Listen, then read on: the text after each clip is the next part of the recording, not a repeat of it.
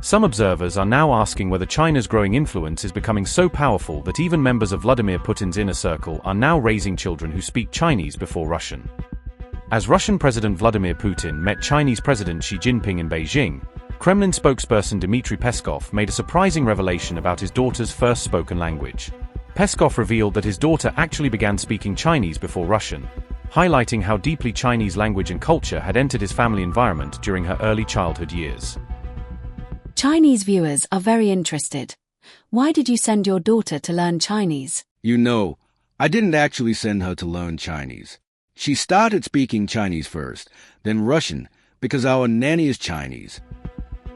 Some analysts are now questioning whether China's expanding influence is no longer limited to geopolitics and trade, but is increasingly beginning to enter the personal lives and homes of Russia's political elite as well. As Russian President Vladimir Putin held high-level talks with his Chinese counterpart Xi Jinping in Beijing, one of the Kremlin's most senior aides made a surprising personal revelation that quickly drew attention online. Russian presidential spokesperson Dmitri Peskov revealed that his daughter actually began speaking Chinese before she learned her native Russian language during her early childhood years.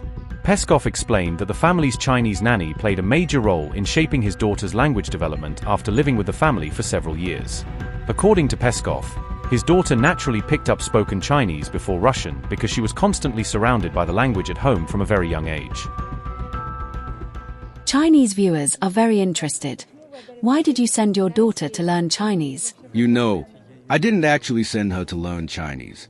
She started speaking Chinese first, then Russian, because our nanny is Chinese. Her pronunciation is very clear. Our nanny is Chinese, from a village about 200 kilometers from Beijing. She lived with us for 4 years and spoke Chinese during that time. My daughter continues to study, but unfortunately, due to the school curriculum, it's not progressing as much as we'd like.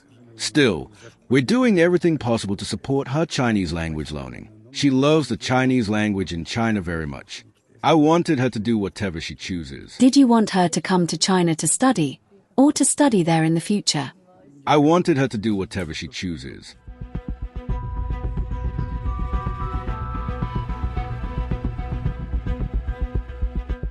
Russian President Vladimir Putin is currently visiting China for major bilateral talks with Chinese President Xi Jinping as both countries continue expanding their strategic and political partnership. Some Russian media outlets claimed that Putin received a more senior and prestigious airport reception in Beijing than US President Donald Trump did during his recent China visit.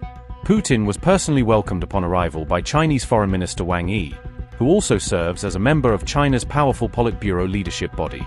China analysts argued that Beijing's decision to send a Politburo-level official to greet Putin reflects the exceptionally high importance China currently places on its ties with Russia. According to Al Jazeera, the limited progress made during recent US-China talks may have increased Putin's confidence heading into his latest summit with Xi Jinping in Beijing. Al Jazeera also noted that for China, hosting back-to-back visits by both Donald Trump and Vladimir Putin serves as a major diplomatic flex designed to showcase Beijing's growing global influence. Putin's visit underscored Beijing's effort to position itself at the center of a fragmented global order, using sequential high-level engagements to project influence and to shape outcomes across multiple regional crises. Oleg Ignatov, senior Russia analyst at Crisis Group, said, and I quote, "The relationship between the two countries is strategic. They are partners, strategic partners, but they are not military allies, and I don't expect that they will go anywhere further. Russia and China's relationships are very stable, very important for both countries, and there is no negative agenda in this relationship," unquote. Meanwhile, Russian President Vladimir Putin opened his talks with President Xi Jinping by invoking a traditional Chinese saying, a carefully chosen cultural reference that commentators said signaled respect for Chinese norms and set a conciliatory tone for the bilateral discussions.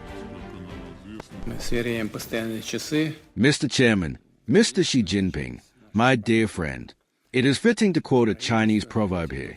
As far as we know, there's a saying in China that goes, "One day apart seems 3 autumns past." We are truly delighted to see you.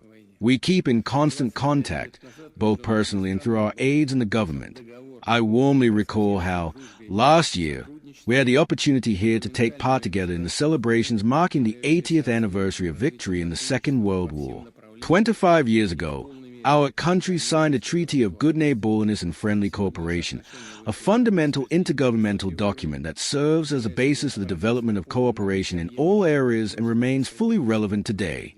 Today, our relations have reached an unprecedentedly high level, serving as a model of a truly comprehensive partnership and strategic cooperation.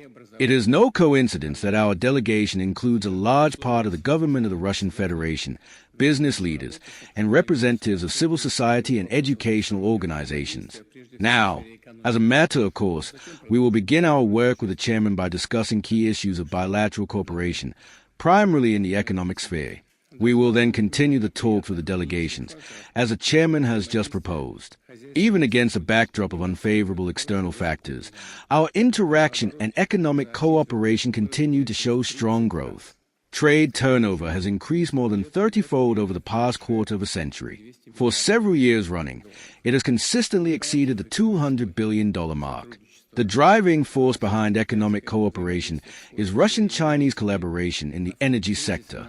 Against the backdrop of the crisis in the Middle East, Russia continues to maintain its role as a reliable supplier of resources. China is a responsible consumer of these resources. Among the priorities are major joint ventures in industry, agriculture, transport, and, of course, high technology. Cultural ties are developing no less actively. Following the successful years of culture, the years of cooperation in the field of education are next in line. This is already the 10th reciprocal interstate thematic project, which we are also launching together today.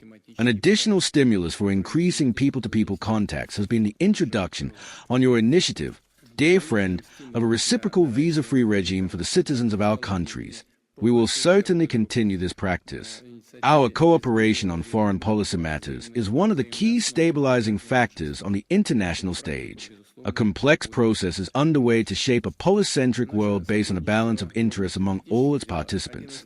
Together with our Chinese friends, we uphold cultural and civilizational diversity and respect for the sovereign development of states, and strive to build a more just and democratic world order. In the current tense situation on the international stage, our close ties are particularly in demand. We are stepping up coordination within the UN, BRICS, the G20 and other forums. We will continue our active engagement with the Shanghai Cooperation Organization. I am confident that together we will mark the 25th anniversary of the SCO this year in a fitting manner. It will become an excellent example of the fair resolution of problems and the promotion of integration across our vast shared region. We fully support the activities of the Chinese chairmanship of the Asia-Pacific Economic Cooperation Forum this year. For my part, I would like to confirm my readiness to take part in the summit of this format in Shenzhen this November. And, of course, we invite you, dear friend, to visit the Russian Federation next year. Thank you.